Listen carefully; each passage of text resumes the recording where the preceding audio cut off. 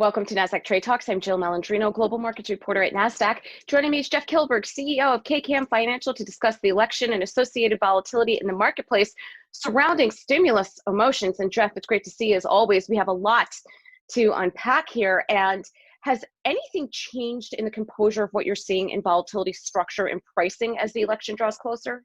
That's such a great question. It's been such a roller coaster, so much emotion. We had our second debate last night.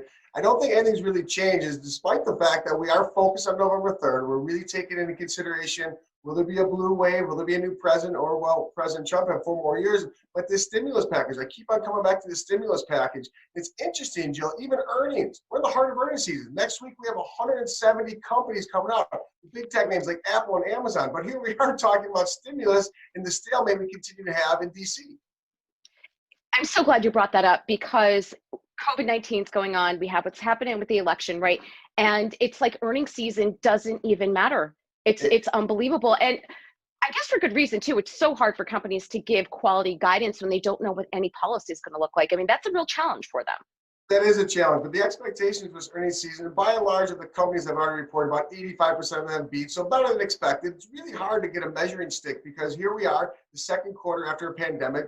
We really are trying to digest and unpack what the data looks like, but even it's not the data, it's that forward guidance that you touched on. We're really looking for the leadership from these companies to provide us some type of guidance. And of course, it's all contingent upon a vaccine, all contingent upon additional stimulus, but it comes back to the fact that I thought this earnings season was being the most important earnings season ever. And it may still be in the rearview mirror, Joe. Of course, speaking of rearview mirror, we're looking at GDP next week to see what that kind of earnings GDP kind of all ties together. But the earnings season has essentially been muted due to the fact that we need $2 trillion more of additional stimulus. And it's not that the market wants it, the market needs it, and the market's demanding it. Well, Jeff, and I'm actually bringing you back on November 4th for a post-election look and debrief. But going into that, what are some potential scenarios that could play out with near-term vol after the election, assuming there's a smooth transition of power, or if we look, on the other side of that, if it's not quite as smooth as we're hoping for?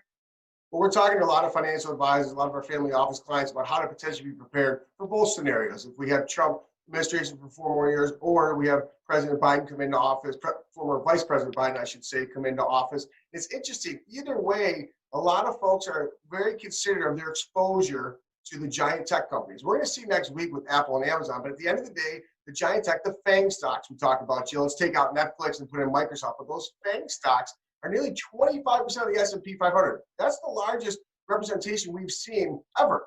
So here we are talking about trimming some of that exposure, not walking away from tech. We run a lot of model portfolios, as you know, here at Nasdaq, Dorsey, right? And tech is still the #1 sector to own. But it's talking about booking profits, talking about diminishing that exposure. So I think either way, the outcome of the election, I think you have to be considerate that there's a lot of regulation potentially coming at Google's and Microsoft and Facebook and all these different tech names. But the theme that carried us in 2020, those themes should persist again in 2021. And one of the themes that didn't work very well, or 2 themes I should say, is owning banks and energy. So I think that's going to persist after the election, no matter who wins. All right, and Jeff, let's talk about stimulus. Let's go back to that. The headlines to me are very reminiscent of 2018 and 2019 with China phase 1 and 2 headlines and how they impact the market. At the end of the day, just like with the China trade deal, not much has really changed. What are your expectations of a deal getting done prior to the election? I mean, we're just about a week away. We are, and I don't think we get a deal done yet. I think that's going to be, the reasons on the left side of the aisle as well as the right side of the aisle. We're just not going to get a deal before November 3rd. We may not even know, Jill, when we speak next on November 4th, we may not even know the results of the election due to all the mail-in ballots. So there's a lot of uncertainty. But the one component, the one certainty that you can take away is that there is additional stimulus coming. You can really rest your head on the fact that the Federal Reserve, their balance sheet is going to be $7 trillion, maybe even close to $10 trillion when it's all said and done. And the fact that they're pushing people into a risk-on mode, you're going to see interest rates stay low. I know a lot of people are getting excited that the 10-year note went up to 80 basis points. We have to keep it in perspective. There's still $17 trillion in negative yields globally. But the fact that there's a risk-on undercurrent, that risk-on undercurrent is all global central bankers driven. So no matter what type of volatility we see, I think there's going to be opportunities. There may be a 5 or 8% pullback if we do get some type of upset in the presidential race. Of course, you have to decide what's an upset to the viewer. But nonetheless, I think we have a little bit of volatility, but that volatility is going to embrace with opportunity. So I think another consideration we're talking to a lot of people about is potentially what will the tax considerations be if a blue wave comes in? Will you see people taking a lot of long-term gains this year when the tax bracket is potentially lower if there's new tax rules next year? So this is just a lot to digest. But unfortunately, I don't think we have to digest it just in the next week, Joe. We have to the end of the year. Right. And Jeff, and that's a great point that you bring up, because while this might be good for stocks and it's great for a long or short trader, it's good for a long or short term investor, it's a giant disconnect from the economy and the people that actually need these stimulus checks, because at the end of the day, that's going to impact consumer spend. We have to think about evictions that are going to take place January 1st if they don't extend it. Rents won't be paid, landlords won't get paid, banks won't get paid. You're going to see continued job loss. So I feel like it's good for the market, but there's real people that are impacted. You're absolutely right. I'm in here in Chicago, Illinois. You saw another curfew be imposed last night on the restaurants and the social component. So a lot of these people, a lot of these jobs, a lot of these entrepreneurs who open their own restaurants, they're really hurting. They really are hurting. So I agree with you, the bifurcation of the real economy and the stock market. But as you know, the stock market is a forward pricing mechanism, but this additional stimulus, it's needed.